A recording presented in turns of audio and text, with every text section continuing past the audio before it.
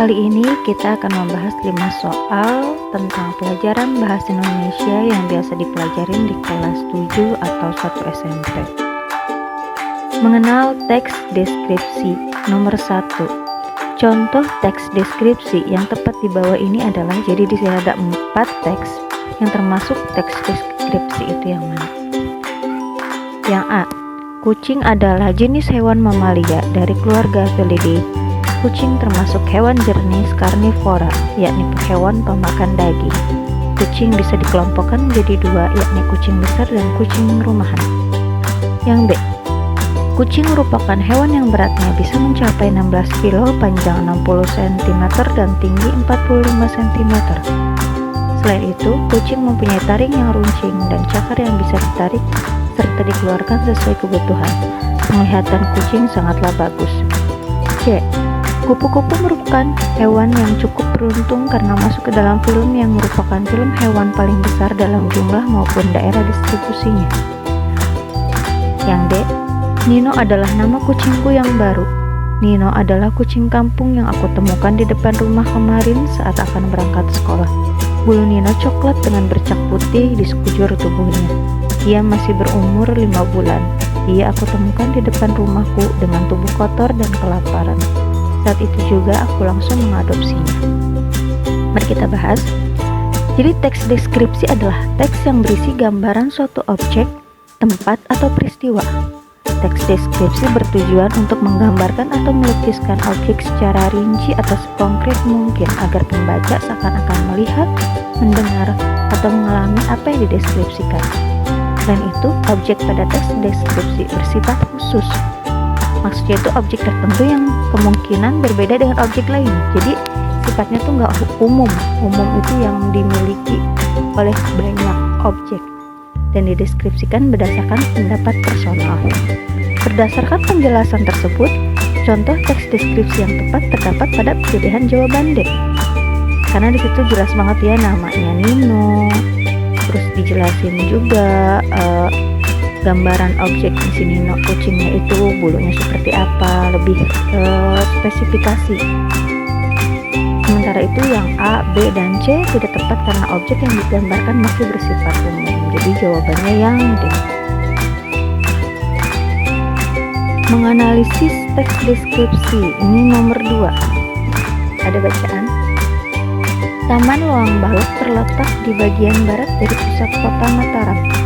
Taman tersebut menyajikan pemandangan yang sangat istimewa bagi para pengunjungnya. Sebuah kolam raksasa menghampar tepat di pinggir pantai dan terdapat beberapa pondokan yang tertata rapi di sepanjang pinggir kolam. Pondokan ini biasanya difungsikan untuk sekedar berkumpul bersama kerabat ataupun keluarga. Bisa juga dijadikan tempat menyaksikan matahari tenggelam secara perlahan di ufuk barat. Kutipan teks tersebut yang menunjukkan kalimat majas adalah, apa sih majas? Majas adalah pemanfaatan kekayaan berbahasa, pemakaian ragam tertentu untuk memperoleh efek-efek tertentu yang membuat semakin hidup. Jadi kayak perumpamaan gitu, atau kata kiasan. Kalimat yang memiliki majas terdapat pada kalimat ketiga.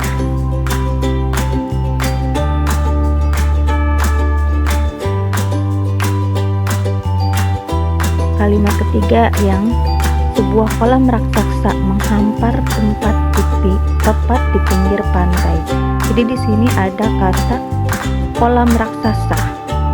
Jadi kiasan yang berarti seolah-olah kolamnya yang seperti raksasa, tapi bukan berarti kolam yang benar-benar segede raksasa, tapi ini kiasan bahwa kolam itu besar sekali, melebihi ukuran biasa.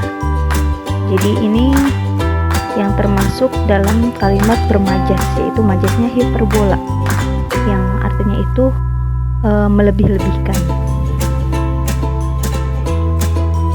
Kebahasaan teks deskripsi. Nomor 3. Berikut ini adalah contoh kalimat yang menggunakan cerapan panca indera pendengaran adalah. Jadi di sini ada 3 kalimat. Yang A, pohon kelapa di seberang lembah itu seperti penari yang memainkan tubuhnya dengan lincah. Yang B, aroma gorengan tempe merambah ke semua ruangan. Yang C, sorakan penonton bergemuruh di angkasa setelah menyaksikan kemenangan Indonesia. Nah, di sini yang ditanya adalah cerapan panca indera pendengaran. Cerapan panca indera itu apa? Kalimat yang mengandung sesuatu yang diterima dengan indera, seperti indera penglihatan, pendengaran, penciuman, rasa, dan pengacian. Cerapan panca indera pendengaran berkaitan dengan sesuatu yang didengar melalui telinga. Berdasarkan hal tersebut, kalimat yang mengandung cerapan panca indera pendengaran terdapat pada pilihan jawaban C. Dibuktikan dengan kata kuncinya ini sorakan penonton bergemuruh. Jadi seolah-olah tuh terdengar sorakan penonton sampai bergemuruh. Kalau yang A tidak tepat karena menunjukkan cerapan panca indera penglihatan. Karena ada kata pohon kelapa di seberang lembah itu, seolah-olah kita melihat pohon kelapa di seberang lembah.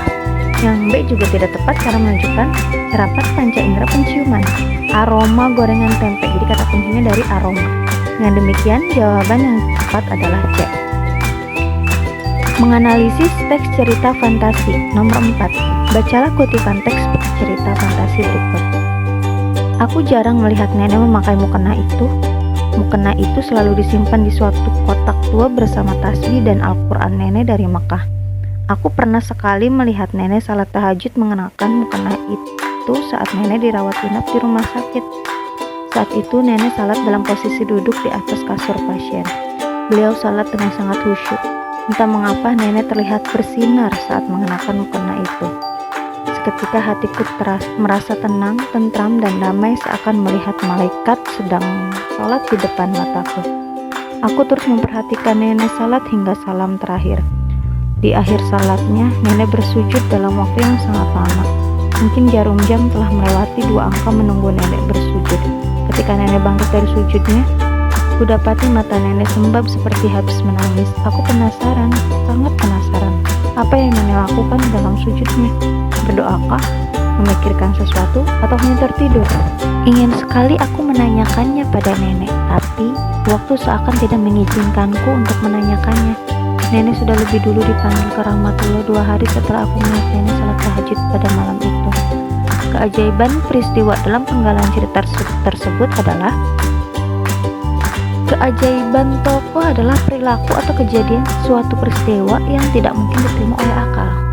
Contoh kejadian peristiwa pada teks di atas adalah tokoh nenek terlihat menggunakan mukena, ia tampak bersinar seolah mirip malaikat.